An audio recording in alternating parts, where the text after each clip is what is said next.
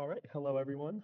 This is Liz, Kai, Jasper, and Ben, and this is our presentation on the regional conflict model at Sugarbush Resort in Vermont. All right, so a little bit of a background information on the Resort. It is located in the Mad River Valley in Warren, Vermont, and it was opening day on December 25th, 1958, and it has a bunch of year-round activities, not just winter. It's open all year round for skiing, mountain biking, hiking, disc golf, and golf. There's a lot of acreage. There's 4,000 plus acres and 111 ski trails across Mount Ellen and Lincoln Peak. Some of the unique features are that there are two mountains for skiing and hiking within this resort, about 10, 15 minutes away from each other. But there is a lift that connects each mountain together. Another notable thing is that the disc golf and golf courses are located about 10 minutes away from the main lodge on the mountain. And there is a variety for weddings and event venues. There's also a lot of hiking and mountain biking trails on the slopes. And there are several lodges and restaurants located in the area. There's also groomer rides and ski and snowboard lessons open to everyone, as well as après ski, live music, and a bunch of other things to enjoy. In 2019, Sugarbush was sold to the Altera Mountain Company. It had originally was on its own, and then in 2019, Altera bought it. And Altera is a developer of the Icon Pass and has been criticized for overdeveloping and monopolizing the ski industries at the expense of local communities. So the regional conflict model is a model proposed in the paper entitled We Have Some Growing Pains, Developing a New Regional Conflict Model Through Examination of the Growth of Mountain Biking, authored by Reinhardt et al. In 2025. And this new model characterizes a wider scope of tensions, such as social and cohesion and community tensions, experienced as a result of tourism at the community and regional levels. And as a result, this model has applications for planners, resource managers, and officials within the tourism industry in making recommendations, decisions, and taking action. Existing literature on the recreation conflict, such as the expanded conflict model written by Manning et al. In 2022, was a firm basis of research done by the paper authored by Reinhardt et al., where a study in the northern forest of New England around mountain biking was conducted. And here it was found that local economies experienced positive effects of tourism, but other factors, such as community cohesion, were negatively affected. There exists some preconditions for the regional conflict model, and those being a variety of things ranging from activity styles as well as resource specificity. There's also the mode of experience. Following that is expectations, as well as this safety is related, and is safety being compromised for destination experience? As well as this, there is lifestyle tolerance. And then lastly, there's community characteristics, which are in the form of infrastructure, basic needs, and heritage. So these can be surmised as types of conflicts or have Reinhardt authored as growing pains. And this is from as infrastructure is built, users appear in unprecedented numbers and tensions rise among the stakeholders. And these stakeholders include in-group persons, out-group persons, managers, and then they are all related by community tensions. There exist a variety of outcomes that hail from these, and these are changes in perceived quality of life, diminished enjoyment and satisfaction pertaining to the experience, and then coping behaviors. Preconditions of the regional recreation conflict model were exemplified at Sugarbush Resort, which this project dives into. An example would be activity style, so the intensity of the activity and personal meaning. And an example we found on this from a review from Travis Musgrave on Google Reviews was saying that Sugarbush was a decent place to ski, but he wouldn't go out of his way to go there. The lines can be super long on non-holiday weekends.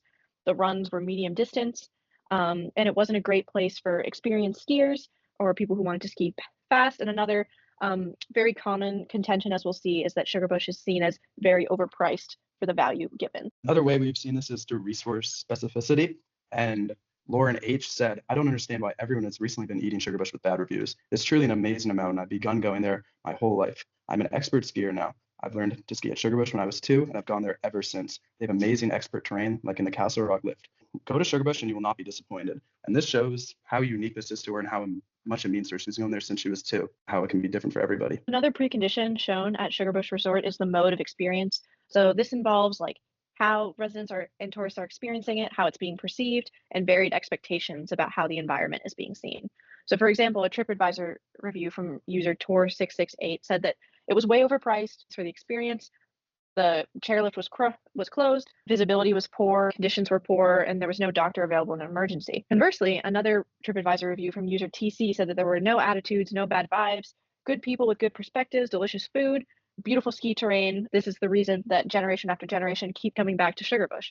So the mode of experience is varied for people, and as we'll see, this is where conflict and tension can kind of arise between people of different groups and different ideologies. Another part that goes into the regional conflict model is users' expectations and what they believe they're getting when they go there, and if the site's meeting them. So STK on Google Reviews said the chairlifts are old and tired, and for a mountain so big, super slow, the hotel inside is expensive. The cost for lift tickets was a bit of a shock.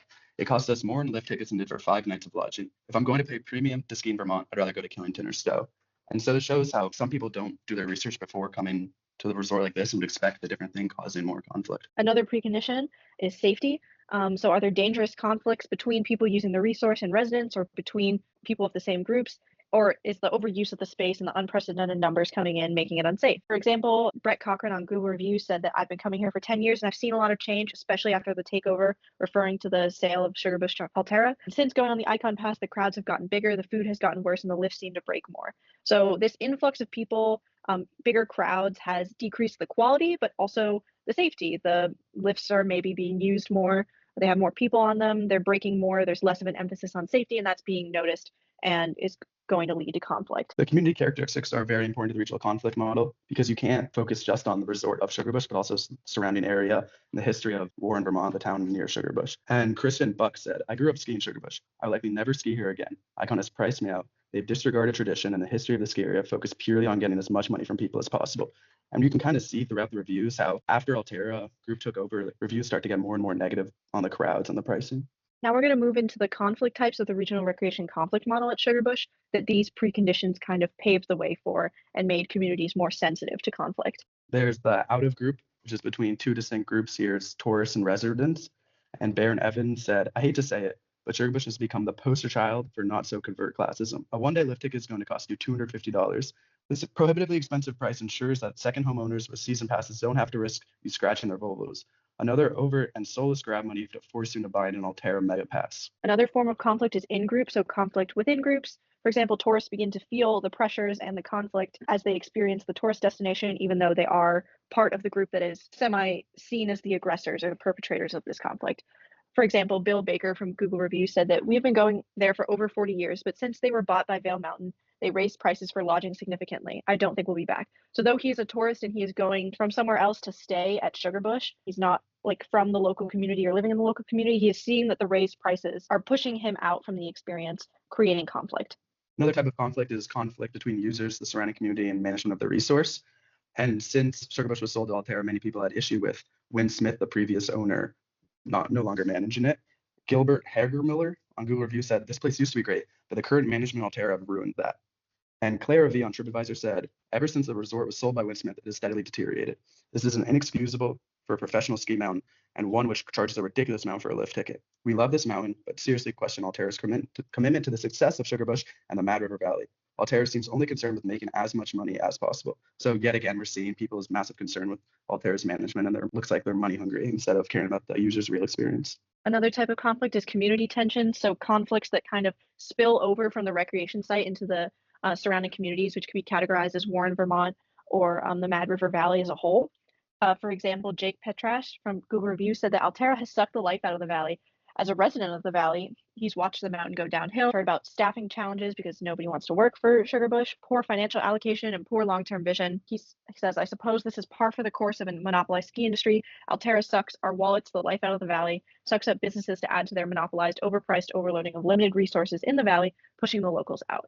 So as you can see, the tension is not just confined to the borders of the resort. It's spilling over into the businesses in the surrounding community, the locals, the people from the surrounding community that come into work to the resort. So there's a lot of spillover, which is creating even more conflict. And now we're going to move on to outcomes of the regional recreational conflict model shown at Sugarbush Resort, coming from the preconditions, creating sensitivity to conflict, and now to the outcomes. There are changes in perceived quality of life.